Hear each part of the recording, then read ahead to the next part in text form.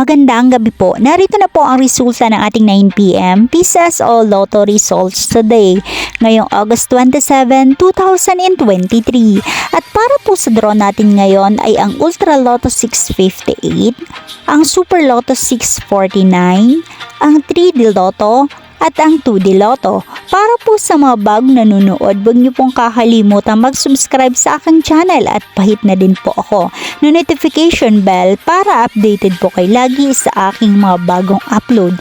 At para naman po sa update ng ating Lotto winners, ipinopost ko po siya under our comment section.